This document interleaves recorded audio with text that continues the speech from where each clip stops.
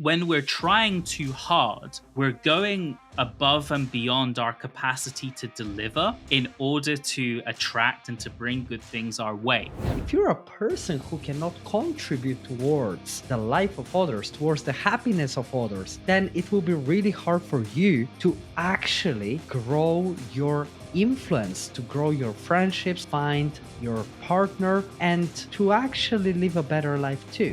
Always be of value, to constantly be giving and sharing the things that you accumulate in your life that can benefit others, because then people see you as a resource of knowledge. You don't need to actually do things with hope that you're going to get anything in return. What's up, underdogs? Welcome to another episode. Now, this one today will blow your mind. Literally, because we're speaking about the three brains and how to use psychology to influence others. This is a literal guide to making yourself irresistible. So, if you're someone who wants to find your love partner, maybe you want more customers, or maybe you just want better friendships and a happier life, then this episode is for you. Yeah, what is up, underdogs? Super excited to be jumping into this episode, exploring the mind and helping you attract others. So let's jump into the first scenario here, which is really to understand why people struggle to attract others in the first place. And so, Alec, I'd love to know from your experience, what difficulties have you maybe had in the past where you've struggled to get the attention of someone you know, or even get the attention of other people for your business? Yeah, that's a phenomenal question. I think we've all been there, Robert. I think we've all been rejected at a certain point. And underdog, if you're watching this and you're like, I've never in my life gotten rejections at any point, then you need to have more conversations with more people. And whenever I got rejected, or whenever I was struggling to attract customers for my first business, I invested about 12,000 in 2019, fresh out of university. I was trying to be building this business. I was just finishing university, and when I was thinking about it, I was like, if I could just pour money into ads, surely I will attract customers. And then I realized, Robert, the harsh reality. And it's that if you don't have something valuable to offer to people, then they won't buy from you. You won't attract any of them.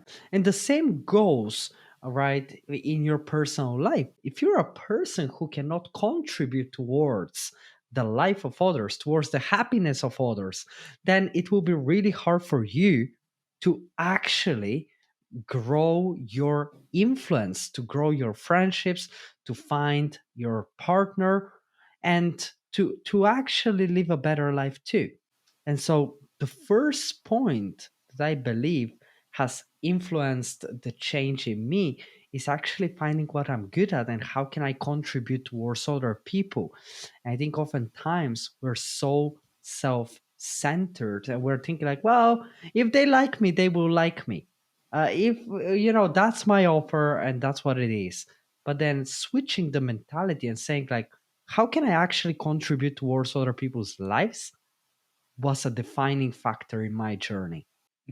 Yeah, and I see that a lot as well. Like, one of the biggest problems that people face is that they are so wrapped up in their own world, Mm. and they're so wrapped up in like, I've got to lock up everything that I know. I've got to keep all of my knowledge to myself because I need that in order to, to be impressive towards other people, which is often it's often a mistake that people run into, because it's actually by sharing what you know and by being of value that you then become more attractive. Like, one of my philosophies that I love to live by is to always be of value, to constantly be giving and sharing the things that you accumulate in your life that can benefit others, because then people see you as a resource of knowledge, as a resource to gravitate towards, to maybe laugh, to cry with joy. Like when you are sharing, you are attractive, because the only way people can find you is by putting something that means and that is of value to them out there into the world. 100%. You need to give, give, give, give, give, give, give before you even consider taking. And if you put yourself in that position in every single area of your life, whether that's business, whether that is relationships with others, right? If you're giving more than you're receiving, people will naturally like you because they see the benefit of having you around. And one of the things that is important to mention is you should give unconditionally. A lot of people, they're like, I will do kind, I will do good stuff just so good stuff happen to me, right? And that's actually like, it's almost like one of those videos on YouTube where people go and they're like, now I will help this homeless person, I will give them money, and then they record it. And it's like, yeah, but like, why couldn't you just go and give them the money, right? So you don't need to actually do things with the, hope that you're going to get anything in return. When you do Mm, things unconditionally is when you actually get showered with real compliments, real kindness around you. And the same goes for business. If you're like, people are like, oh, what if I'm giving too much value, what if I'm providing too much knowledge? Well, guess what, you have two options. And it's like, you share all the secrets and people know you as like the most incredible experts, the ambassador of your industry. And people are like, I trust this guy because the things that he's sharing are so unbelievable, so incredible, right? Oh, you have option number two. You stay quiet, you don't attract anyone because no one even believes that you are an authority in the first place, and your business never grows. And so I choose number one, right? I choose like giving. And instead of just asking people, just come by, just come by. And when we launched those ads, we're just asking people to buy. We weren't telling them what is in it for them. And I want you to speak briefly about that, Robert, about the concept of like what is in it for people. mm. Yeah, well, I mean, it's really important to understand that, as a human being, the very first thing when we are approached with any kind of message, especially from someone else, that they are asking themselves, like they are asking, "What is in it for me?" We want to know what benefit there is to us, because naturally we are selfish, and so we are the center of our own universe, because everything we do in life and everything that other people do in our life affects us. Okay. Our life is at stake. And so, as an individual, when somebody says, hey, like, you got to buy this from me, we're immediately like, does this benefit me? What am I going to get from it? How much does it cost me? Is it worth it? All these things come rushing through our mind. And so we, immediately, especially as an individual, when you are putting anything out into the world, if you are, putting yourself in front of others, you need to always be thinking with other people in mind. And so it's very interesting kind of scenario where, as a innately selfish human being, you need to become selfless and to always put yourself in the position of other people. And so it's a it's a difficult shift to do in the beginning, and it's so easy to be wrapped up in our own world and to always think about us. As I said, like about like sharing, and it's like, we're so susceptible to like keeping all the knowledge for ourselves, because we're thinking about ourselves and we're like, oh my god, this is going to benefit me, this is the best information ever. But it's when you put that out and you put that knowledge into practice that people then start once again to gravitate towards you, because you are giving relentlessly value. And so the people on the other side, the people who you're interacting with, the people who you want to attract, they know what's in it for them. Mhm. Humongous amounts of value. Yeah. And this is why, we encourage so many people when they start in business that the first thing that you need to do is focus on other people's desires. Don't focus on what you think is great. Too many people, when they're building something, they focus on like what I think is great. Well, what I think is great is not, doesn't even matter too much. Okay, because that's just one my opinion, and I'm always so biased because it's my product, it's my company, and I think that everything that we create is fantastic, right? Otherwise, we wouldn't have created it in the first place. But if you start from the position of a consumer, and if you position yourself as like the person who will be buying your offer, who will be buying the who you are, okay, and everything that you bring to the table, then you start thinking about like, okay, what are the desires that those people have? Like, what is something that absolutely every person could benefit from by speaking with you? For Mm, example, what is something that absolutely every single consumer would benefit from if they started working with you? And you need to start answering those questions, right? Like, in fact, I encourage you right now to click the polls, and if, unless you're driving, unless you are walking, right, to just grab a paper and write down, okay, what is something that absolutely every single one of my customers would love, would like absolutely desire, and they would immediately buy. And the same with your relationships. What is something that you provide that is extremely valuable that no other person does? Think about it. Write it down, and you'll be surprised at like what things come up. absolutely. Absolutely. It really helps you find out, where are you most valuable and where are people seeking knowledge, and not even knowledge, where are people seeking value from you? Because value comes in a variety of forms. We often on this podcast talk about the value of knowledge, but there are other aspects of value, emotional value. Maybe you're great at making people laugh. Maybe you're great at making people smile. Maybe you're great at making people feel important, more confident, understanding what people come to you for, even when it's your friend reaching out to you for advice, is a very good indication to where you can be of the most amount of value, and to find out, how am I able to effectively help others to become more attractive? Because once you know why one person keeps coming back to you for something, you can then deconstruct that and then use it again to attract more. Yeah, everything, and we often speak about that, but even psychology can be reverse engineered. Okay, and you can literally identify the patterns of like, hey, like if I got this client, if I got this girlfriend, how did I get them? Right? Like, how did I actually achieve it? Right? And then, like, walk back the path and say, like, what are the actions that I did that contributed towards that success in my life?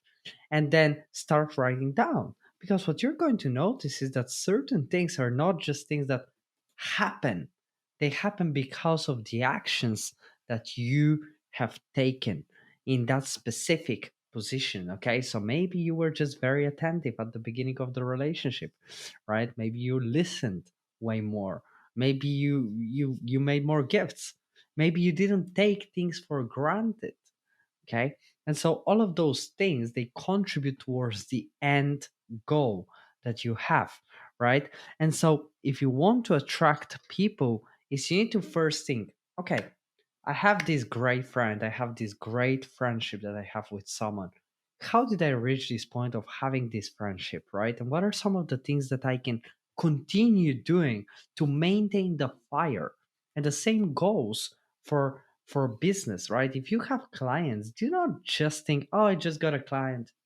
Right now, now everything is like smooth sail, right? I don't need to keep on making them feel in love with everything that we are building together, right? No, you need to click on providing wins, providing them with more reasons to stay, with more and more value, right? And so I think why most people struggle to attract others, Robert, is because they never identify in the first place what makes them a valuable person or a valuable business. Mm. Yeah, and to add to that as well, because I 100% agree, is one of the biggest reasons why a lot of people struggle to attract others is the lack of consistency as well. Like we talk about relationships and how identifying, what enabled you to attract that person in your life in the first place. Now, one of the biggest things and one of the biggest problems that people run into is that in the beginning of a relationship, for example, and this goes for business as well, is that we are trying so hard to initially Hmm. get that person's attention. We are trying so hard to get that person's business. And so we go above and beyond to attract, okay? And then when we succeed, everything goes downhill from there. And Mm. this is one of the biggest problems that makes people severely unattractive is that lack of consistency, that lack of maintaining an attractive quality that keeps these people in your life, that keeps a customer coming back for more. And so when you figure out that that this customer came to you for this, or you managed to get that girlfriend or that boyfriend because of this, like, the quality needs to be maintained. It needs to continue. Otherwise, you are setting this poor expectation of yourself, like that people no longer like you're like, you're not the person that I thought you were. You're not the service provider that I thought you were, because one minute you were great and the next minute I'm seeing all of these problems arrive. Like, why aren't you how you were when we first started Yeah. working together? Why aren't you the same as when we first started dating? And so consistency plays a huge role. And so if you're inconsistent, you will struggle to attract others. Yeah, you need to be consistent in every action that you take, okay? Because otherwise, you break the coherency, right? It is incoherent with the persona that you are, right? If one day I'm like one extreme and the other day I'm another extreme, then people get confused. They don't know who you truly are. They don't know, like, well, who's actually Alec? Like, is he actually kind, or does he just is he just like temporarily because he's seeking some type of benefit, right? And so you want to avoid, right, anything that makes you seem like you have different personalities to begin with, Mm, right? And I have a question, Robert. I think so many people struggle with, like, okay, you're telling me that I need to be like providing a lot, and I need to be giving a lot, but what is the difference between giving people a lot and providing a lot and trying too hard to impress, trying too hard to get? mm. Such a good question. I really love that.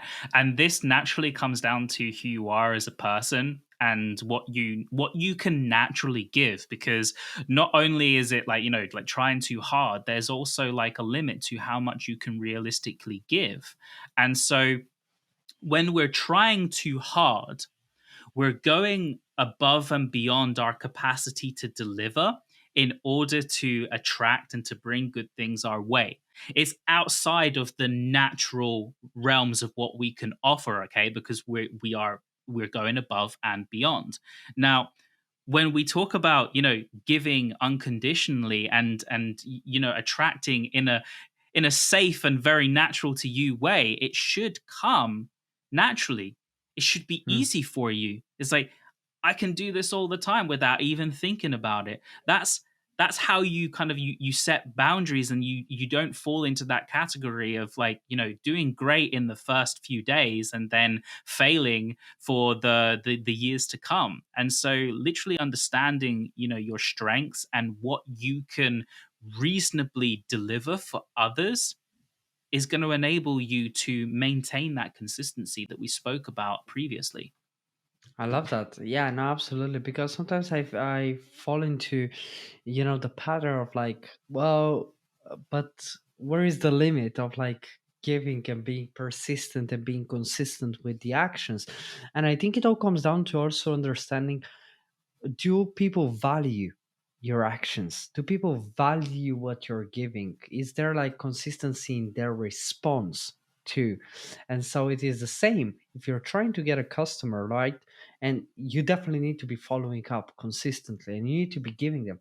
But if they are never responding, or even worse, if they're responding telling you like, I will block you, just go away, or they maybe they even block you, like, probably the best way for you is to not continue giving them anything, because there is no value for you either. And there is also, at the end, you're getting a very negative response. And so you need to acknowledge that negligence and indifference oftentimes are very good cues, okay, for you to leave. Okay, for you to leave Mm. a relationship, for you to leave a potential client, and for you to move on. And so let's dive deeper into the know, like, and trust method. Okay, this is the here's the thing: people first need to get to know you. Okay, that is the awareness stage. Then they get to like you, and then they get to trust you.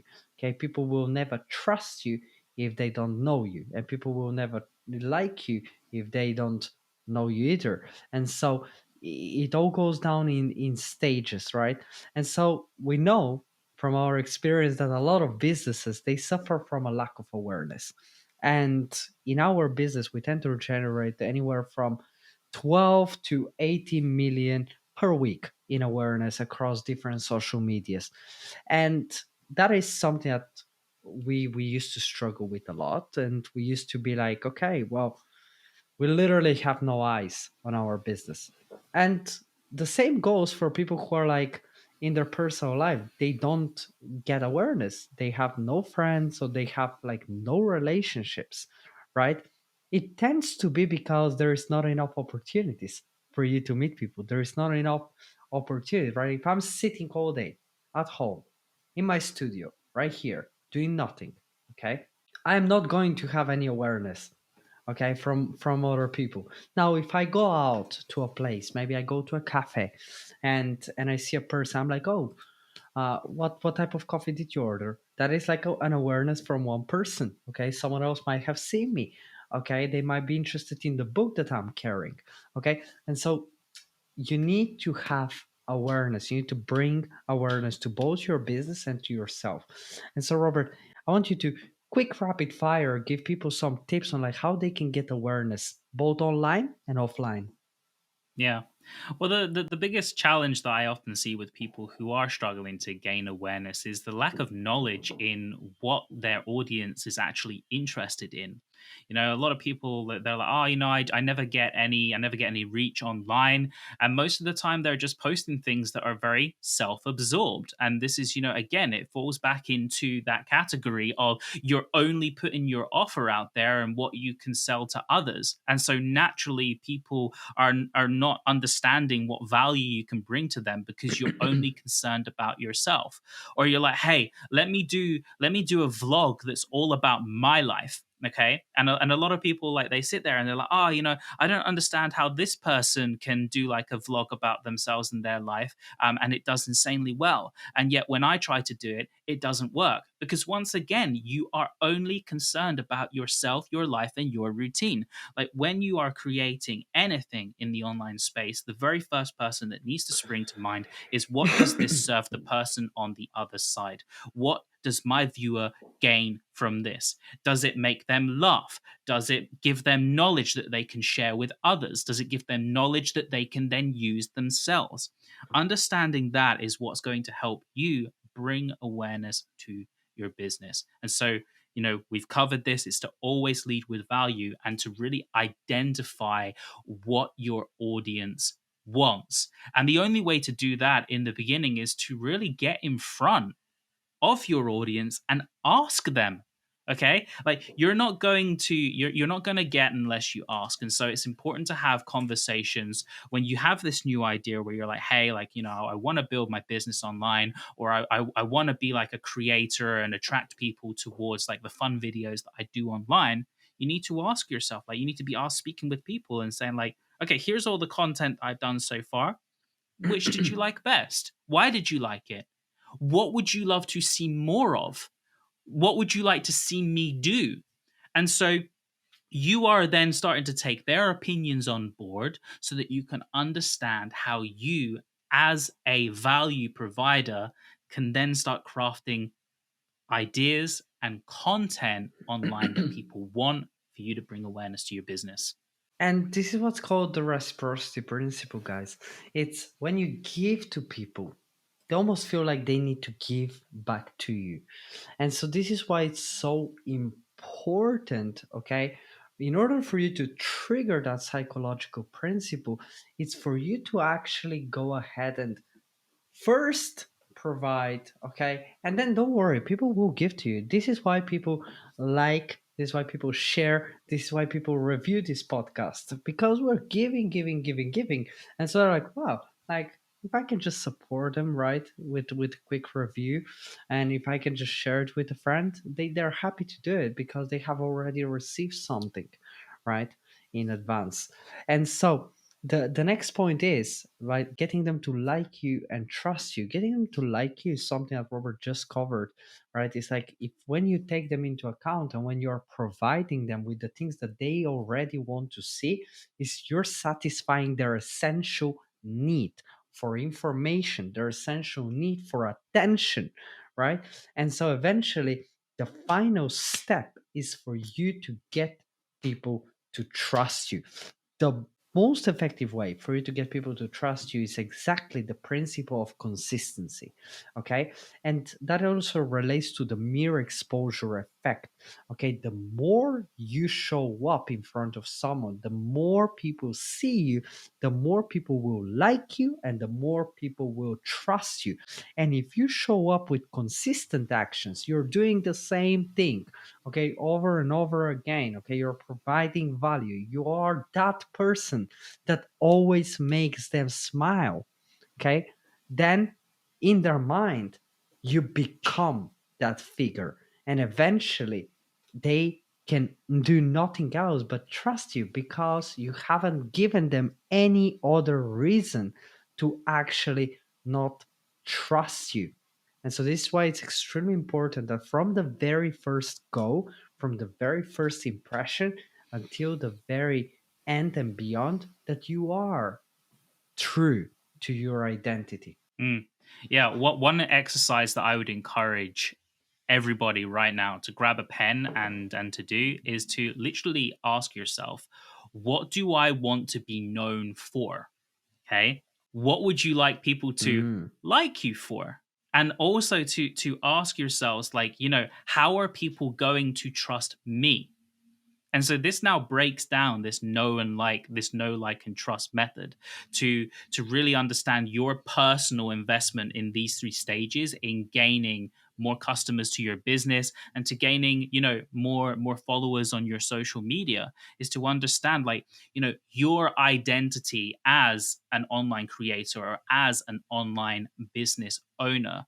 Who do I want to be known for? What am I doing this all for? So that people can immediately see you as that go to person for a very specific resource. You know, be it, again, as I mentioned before, making people laugh, educating them on a specific topic, doing it consistently to build that trust and to build your identity is what's going to help you there. And so, one thing that I would love for us to jump into next is how we speak to the three different types of brains inside the human mind. And of course, why is it even important, Alec? Yeah, influencing the three brains. So there's three main parts, okay, of our brain. There's not actually three brains in your head. Don't worry, don't touch your head, don't be like, oh my god, where are they, I haven't discovered them.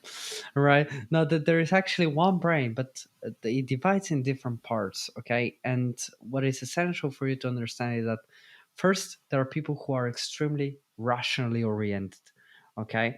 Those are people who trust their logic. They're extremely logical with what they do. Then there's people who are extremely emotional. Okay. And so there are people who they're driven by emotions. That is what they are. And at the very end, they trust the feelings of things. They don't necessarily need to calculate things. Okay. They don't need to analyze every step. They trust how they're feeling in the moment. And then there is also people who trust their instincts, okay, their gut, and they trust how in the moment, what's the feeling that they have that they need to take action, what's like the instinct that gives them, okay, and that is the reptilian brain. And so, Robert, how about you introduce people to the logical brain, and then we can go through each one of the parts, and we can say like how to actually get people to fall in love with you, even if they are more rational or emotional, or maybe they just rely on their instincts. Yeah, 100%. And look, the reason why we're sharing this with you is because, yes, there are three different parts to the brain. And while, some people respond more to a logical reasoning, while other people respond better to an emotional reasoning, the best way for everyone listening right now to approach, their mission online is to speak to all three. It's setting you up with the best chance to attract the most amount of people. And so when you're able to check every box that goes through a person's mind, the rational side, the emotional side, and the instinctive side, you're then leaving no area for questioning you as somebody who could be attractive in another person's life. And so when we talk about the rational side of the brain, okay, this is the neocortex, okay, we are speaking to people's decision making. Okay, we're talking about the logical part of their brain that is comparing. It's even asking, why should I even trust this person in the first place? Okay, so understanding how you as an online provider are coming across, okay, is really important. Like, are you saying things that people can trust?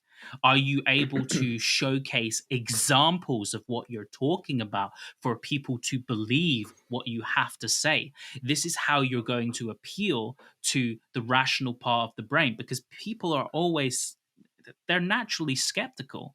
They don't trust Mm. anything that you have to say. As far as they're concerned, you're a liar Yeah, until you show them otherwise. And so, to target the rational side of the brain, you need to prove everything through case studies, through visual examples for them to really believe it. Okay. yeah. And this is And the psychology principle of social proof, guys. It's people don't tend to trust you as much as they trust other people talking about you. And the reason behind that is they understand that you're naturally biased. Okay, so therefore it's easy for you to say, I'm great, but it doesn't have much value. Okay. And what has value is hundreds of other people saying he's actually great. Okay, she's actually phenomenal. And so this is why you need a lot of social proof, because otherwise it's really hard for people to believe simply that you say something or something that is written on a paper, right? mm, At the very end they want to believe what other people who have been in touch with you, who have acquired your product, have to say about the service that you have provided. So always use what other people are saying, not what you say about yourself, in order for you to inquire and get more customers in your business. All right. yeah, And the next brain is the emotional brain, right? So things change a little bit here, right? It's not the same as like people don't need too much of the analysis and the mathematics and other people talking. Still, it does help. But what are the most essential things that we can utilize here, Robert, in order to get people to actually feel like we're speaking to them? yeah, yeah. So if you want to target the emotional side of the brain, you want to be targeting people's imagination. Okay. Mm, And this is where being, very creative and very visual with what it is that you're mm, trying to share comes in the utmost of importance. Okay. You want to trigger people's curiosity. You want to trigger like this ideal scenario, and you really want to get the mind hyped up. You want to get it excited. And so you're really looking at how can you leverage, of course, people's emotions in this moment. How can you make them feel happy? How can you make them feel sad? This all depends on the purpose of the content that you're currently sharing. But of course, how can you even instill fear into them, to allow them to understand that there's a huge problem that has huge repercussions by not taking on board the advice that you're about to share to tackle that specific problem. And so this is where the emotional side is so important. We need to be thinking, what emotions play the most importance in this particular message that I want to share with my audience. Okay. And so Yeah. that is one of the biggest needs when it comes to speaking to the emotional brain, is of course leveraging emotions and leveraging the imagination to understand the possibilities.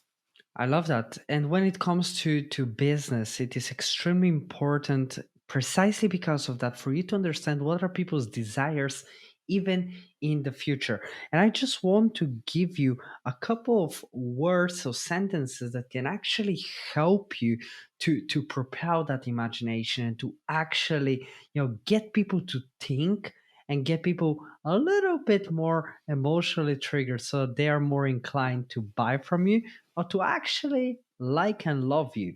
And so when you ask people to actually picture that, okay, so telling them to picture that scenario that they already told you that they desire, it's really hard for them to get detached from that desire because they can see themselves, okay, achieving that. And so they experience a momentary dopamine rush of like saying like, wow, I'm achieving this. Okay, so Mm, picture that. Okay, phenomenal sentence. Okay, then the second sentence is, and you can use this one to trigger both fear and happiness. Okay, so use it wisely. It's what would happen if. Okay, what would happen if. It's a hypnotic sentence that can instill both fear and it can instill happiness. So when you ask them, hey, what would happen if you lost absolutely everything? How would that affect your life?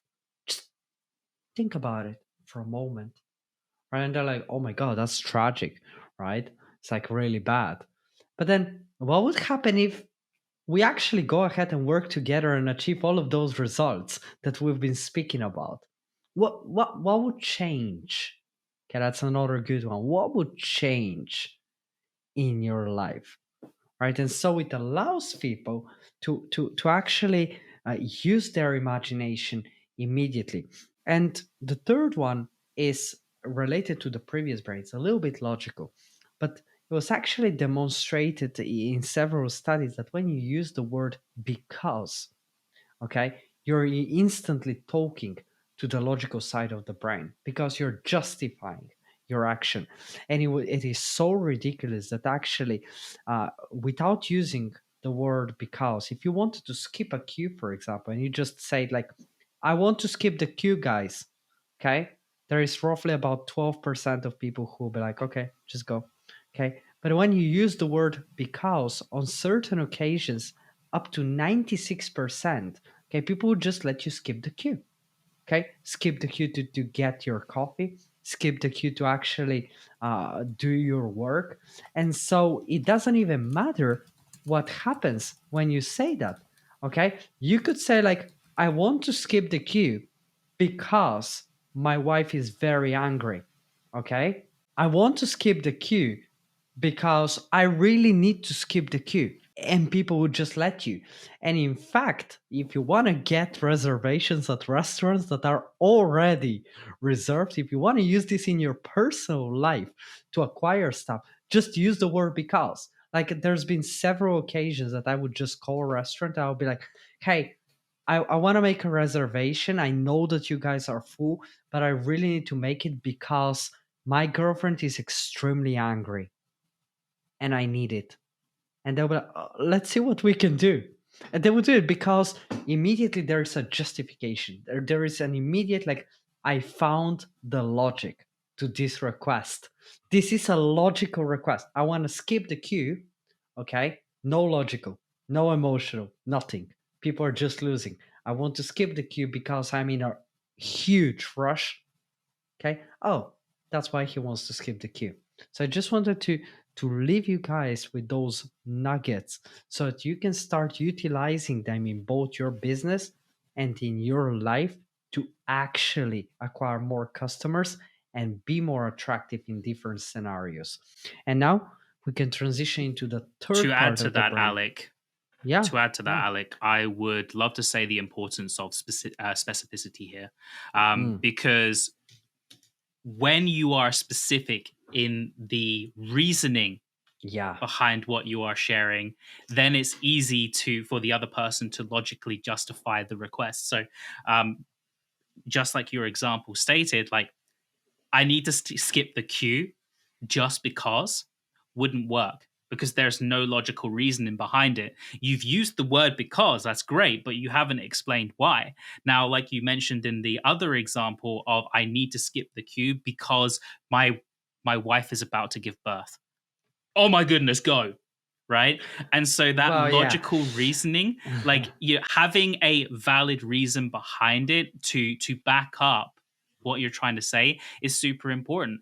And so, exactly when you are sharing ideas and scenarios online, if your example, if your reason doesn't speak to the logical brain, if it doesn't make absolute sense, then people are going to discard it. And so being specific on the reasoning behind the specific idea that you're sharing, um, it enables you to obviously capture and retain people's attention for them to really understand why your idea is so important. Yeah, especially if the stakes are higher for them. So in that scenario, actually, it was demonstrated that it didn't even matter what people said. So this is exactly the power of the word. So there was a person who literally was saying, "I need to skip the queue because I really want to," and Interesting. it actually worked in that same way. People didn't care, they just let him skip the queue. Oh, I need to skip the queue because I'm really hungry. It is technically non-relevant to people because other people in that queue could be hungry, but they would still let him skip the queue. And that is also because so many people, they don't state very clearly what they want and why they want it. And so people are inclined to allow you, okay, to take things, or they are inclined to give you things because you're having a very clear communication. And that is the power of clear communication. When you're speaking directly to a logical person, they immediately are like, wow, that's my type of language, right? And so you need to consider each of those scenarios when you're speaking with people from different categories, because if you're selling to someone who is extremely logical, you want to bring, okay, mathematics. You want to show them how this will be profitable for them. If you're speaking to someone who is extremely emotional, you need to try and really get into their brain and into their future self and into their desires. And this is how you can leverage, okay, your position of a great salesperson too. Okay, so let's move into the third brain, which is the instinct one, right? Like, what about that one, Robert? Yeah, so when we're talking about the instinctive brain, this is really our fight or flight response to the specific scenario. So, especially you as a creator underdog, you need to be thinking about like how are people immediately perceiving what you have to say, okay? The instinctive brain is literally going to take one look at you and decide whether or not what you have to say is logical, if it's rational, if it makes sense in my life. And this is where a few incredible points really come into play here. And this is where it's really important. So when we think of the instinctive brain, this is where having a very powerful hook, a very powerful 3-second pitch to your customers is so important because they're immediately in those first 3 seconds, their instincts, it's all instinct right now, and they're deciding, why should I take 3 seconds out of my time to listen to this person? And so you need to be very clear. Here's exactly what you stand to gain. And so once you do that, your message immediately triggers that, oh, this is why I should listen. You're going to keep them involved. You're going to keep them interested because they're not going to say, oh, I'm just going to skip it. Because that's how people interact online. They sit there on their mobile and they scroll through their feed at lightning fast pace to find something that takes them 3 seconds to be of meaning to them. and we need to be targeting that side of the brain. Yeah, and equally in your life, you need to actually go ahead and consider like the first impression matters way more than anything else that you do, okay? Because the first impression will immediately determine, okay, people like, who is this person for me, right? In the first 10 seconds, people will understand if you're going to be friend zoned or if there is a potential for a relationship, if people will buy from you, or if you're not a trustworthy person. And it all comes down to your environment, okay? What is the environment in which you're speaking to that person? Okay, what is also the tone, the tonality that you're using? How are you presenting yourself when you're speaking to that person? Are you bothering them or are you helping them? Okay, different type of scenarios. And so you need to consider, right, how you come across, and how you come across is extremely important. This is why we say it's very important for you to actually be presentable in a variety of scenarios. It's like you need to actually go ahead and play the part. You need to play the part. You cannot be a dentist, right, with broken teeth. It doesn't work, right? You cannot sell social media growth if you have zero followers. Okay, you cannot. Okay, if you're a homeless person trying to teach me how to make $1 million, I would be questioning it. Okay, and so you have to play the part, and unless you do so, you're disrupting, okay, their instinctive feeling about you, but also their logical and emotional. They're immediately going to feel put off, okay, because they're like, I don't trust it, it doesn't make sense. I don't trust it emotional, and it doesn't make sense. Okay, and on top of all that, right, my gut is telling me like, that's not coherent. He's not actually, you know, he's not actually going to teach me that because he doesn't know how to. Yeah, 100%. And this is like, why I once again encourage people to be very clear in, the value that's to be obtained for you as a creator. Because the biggest problem that I see most people run into when they are creating content online for their business or sharing with others is that there is no immediate, clear cut, oh, this is what that means. This is what it means for me. This is what I'm going to achieve. And so, right now, every time that you're thinking about putting another piece of content out there, I want you to be very clear immediately by writing down, what is the goal of this piece of content? How will it improve my audience's life? How will it teach them something to avoid a major problem? Okay, that's the other side. Like, you can either approach from a position of wanting to give value to make their life better, or to prevent them from making a huge mistake, or even leading with, like, again, if you're in the creative, more of a creative space such as comedy, like, how am I going to make somebody laugh immediately? Because then you're immediately triggering that, what's in it for me? In the Yeah. first 3 seconds, if you make somebody laugh, they're hooked. And so Yeah. think about that when creating online. I love that.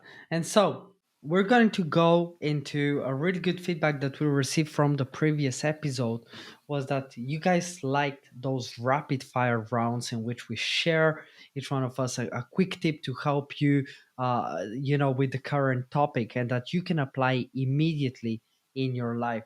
So we're going to do exactly that. So we're going to go into a rapid fire round in which we're going to tell you what are some of the things that you can do to immediately be more attractive. Psychology based, proven, and tested. Okay. So I'm going to kick it off with telling you that actually, when you listen more, okay, and we've been speaking about that throughout the conversation, when you listen more, you're more attractive. Okay, that comes both online and offline. Okay, so one of the things, and to this day, I do my best to master it myself, is to actually listen more than I talk when it comes to speaking with a person, especially during the first interaction, because it allows you to actually, when people are talking about themselves, people love themselves. Okay, and so they're constantly like, oh my god, like this person actually listens. They're like, they understand me. And you've done nothing but listen. They're like, they're speaking about themselves and they're telling you about their exciting life. And it's just like, wow, like that's amazing. That's amazing. And what that is doing to them is psychologically, they're like, that person understands me and they like me. And so when they feel like you like them, they're actually more inclined to like you too, because they're like, well, I actually like them, like they actually listen to me. And most people don't in today's society. So it's a differential factor for you. So the more you listen, both in personal life, friends, okay, potential romantic partners, on sales calls, in your business, okay, to your team members, the better you are positioned as a leader, okay, because people are like, this is a person that listens to me, and then they actually take action to help me achieve that, instead of just, oh, but it's about me, about me, about me. Okay, and then they're like, well, what about me? Okay, what's in it for me? Right? So listening, it's a power force that you should use to be psychologically more attractive. Robert, point number two. Yeah, so point number two from me is to never give everything away from the start. Okay. And what I mean by this is to leave a little room for the imagination. Okay. If there are things that are exciting about you, like let's say that you're in a relationship and somebody asks you, like, tell me about yourself. Leave a little room for the imagination. You could sit Mm. there for the next hour, the next 3 hours, telling them everything there is about you, and then they've read your entire book, and that's it. They're done. They'll close the book and they'll move on. And so you always want to be leaving room for the imagination to allow for new pages to come up and to interest people as your journey continues with them. And this same principle applies to business as well.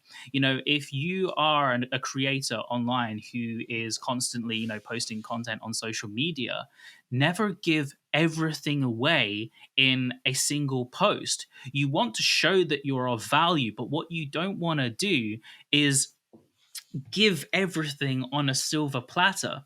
There needs to be room for the imagination for your customers to ask, what happens next? This is why multiple part sequences are so popular and they become so viral on TikTok and on Instagram, because there is that curiosity behind, oh my god, what's going to happen in part 2? It's why Yeah. Netflix have 12-part episodes in their seasons, because people are always wondering what's going to happen next. You want to leave your customers hungry for the next episode, for the next piece of content. And so think about, as a creator, how can you leave people feeling curious about what that next piece of content is going to entail? I love that. That is the power of being mysterious, all right? Keep a little bit of mystery.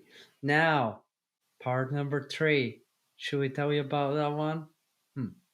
Okay, Oh let's yeah. do it.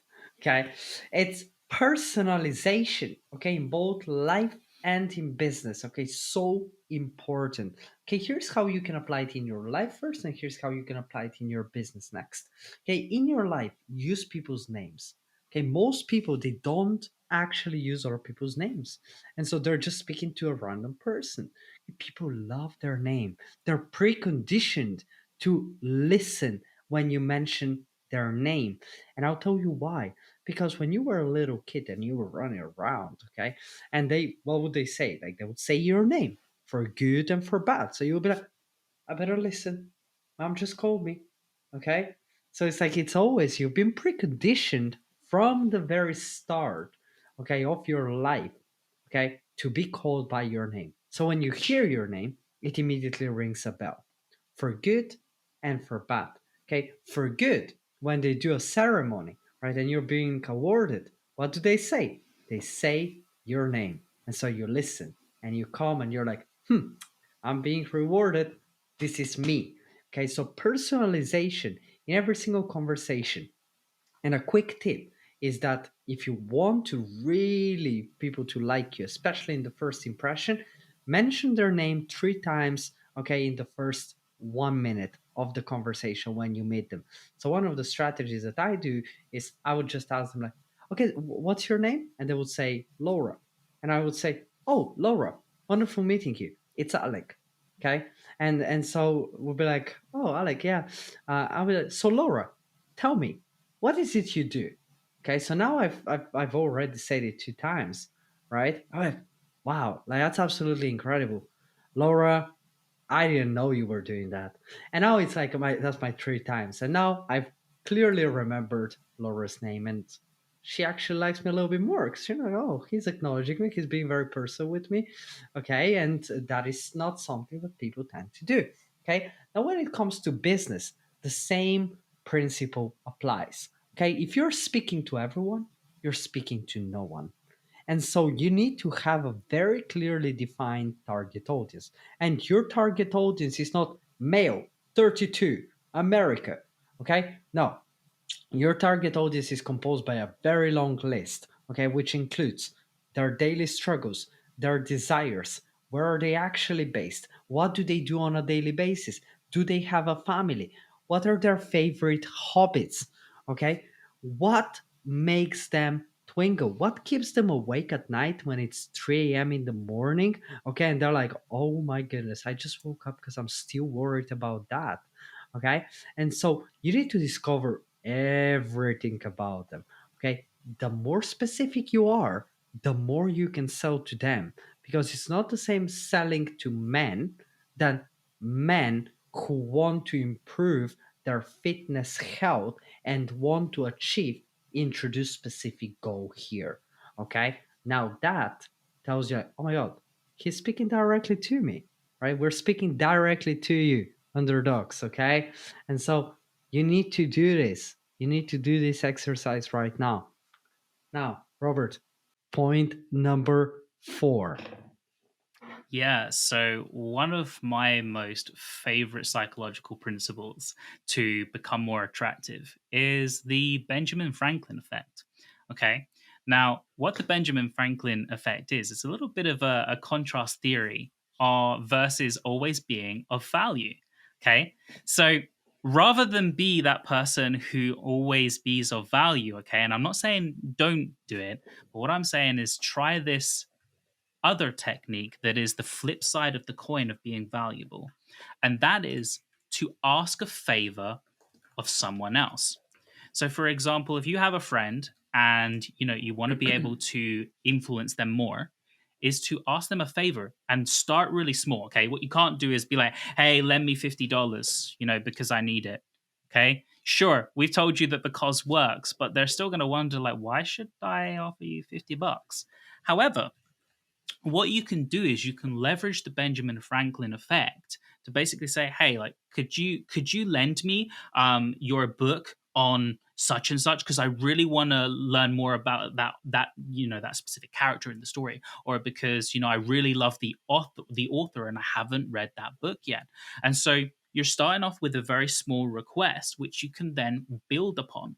So similar in business, you can basically say to your customers, like, it can be something like, hey, can you leave a review on our podcast? Okay. Something really small. And, this is something that you can specifically ask. It's like, hey, can you, for example, comment on my post? Sure. I'll comment on your post. And then you can say, hey, could you share my piece of content? So you're stacking it now. And people are like, well, yeah, I mean, I commented on this post before. I'm happy to share it. And so you're stacking things on a level where you're starting to build up to a larger request to the point where you end up with a potential customer because they've commented on your post, they've liked it, they've shared it with their audience and with their following. And now that I'm so invested in this person because I keep giving to them, they can't break out of that habit of wanting to give more to you. And when you couple that with reciprocity, when you Oh, give to them, you build a relationship with them of trust, of likeness. They like you, they know you, they mm. trust you, they want to buy from you. So use the Benjamin Franklin effect. Shout out to Benjamin Franklin, a smart man.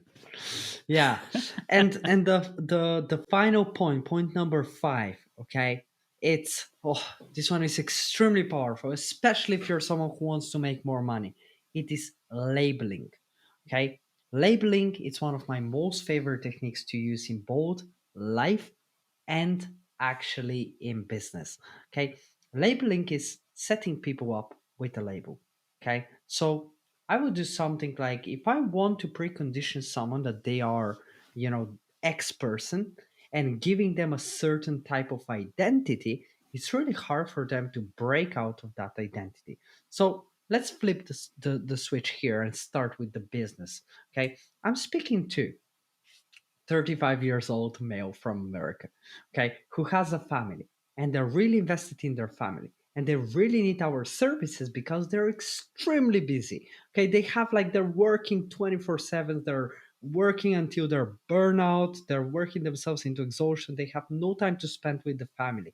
And they have mentioned how they have two wonderful kids and a wife that they love, and they want to take them on a vacation, okay, every 3 months at least, like for a weekend maybe. And so I would say, hey, Benjamin, you are a family person, right? And they would say, yes. The moment they have said yes, they have accepted the identity of being a family person. Okay, so the moment that they have fell into the web and they have put that label, okay, on their shoulder, it's really hard for them later to remove that label. Okay, and here's what happens next, right?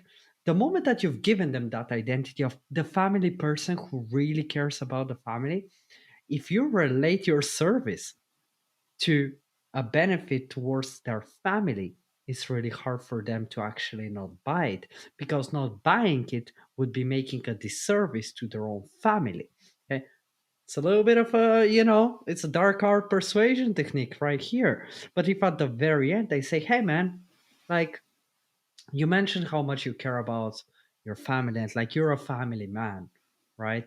And so this service would actually help you save 20 hours a week. And so you would be able to go on a family trip, not every 3 months, every 3 weeks, man. Like, wouldn't that be nice? What would what would happen if we just went ahead and did it? Like, how happy would your family be knowing that they can do those monthly trips? Now, the moment I mentioned that, it's extremely hard for Benjamin to go back and say, like, actually don't really care about my family that much. Right? So in their mind, they're already preconditioned to buy. So they just need to find out the solution. If the problem is the money, trust me, they're going to work really hard to find the money because they know that they need it. Right? Now you should only utilize this if you can actually help them. Right? And here's how you can use it in your personal life. Right? So immediately after meeting someone, I would put them a label. Hey, like, I can see that you are a very ambitious person. Or like, oh, well, thank you. I am. Yeah. I would say, hey, like, I see that you're a very adventurous person, right? And so the moment that I suggest an adventure and they say, actually, I'm not up for it, I'll say, like, well, I thought you were an adventurous person. Like, you told me that you are. Like, I'm a little bit disappointed. I'm shocked. Like, you don't want to do that, right? So it's really hard for them to actually go ahead and say no to things that are coherent with their identity. So putting a label on someone and say, like, you seem like, okay, you're like this type of person, right? And they would say yes. They're accepting that identity. So then every single action that is incoherent with their identity, it's really hard for them to not do it. And labeling, therefore, it's one of the most powerful persuasion techniques that you can use in order to grow your business and have better relationships, even make people fall madly in love with you. So use labeling. It will help you live a better life. And with this, I think we're reaching out a very, very sweet end This has been an incredible hour with you, underdogs. I think, underdogs, you are the type of people who are going to go right now and review this episode.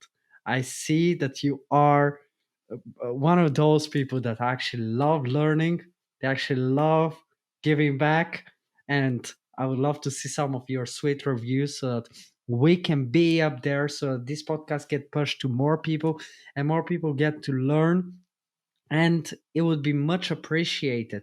Once again, thank you so much for being here, for honestly always being so supportive on social media. So many of you are watching those on YouTube, and we really appreciate you for all of this. Yeah, absolutely. Appreciate everyone. We thank you for your support. And most importantly, we really hope that today's episode has been useful for you. I know we covered a lot about psychology and how you can influence other people. And we can't wait to hear from you and how it's helped you and your journey. So please, your reviews, your comments, all the messages that you send us, they mean the world to us. Keep them coming. Let us know, because knowing that we've helped you means the world. And so, on that note, we're going to love you. We're going to leave you. And remember that we believe in you even when no one else does. We'll see you on the next one. See you on the next episode.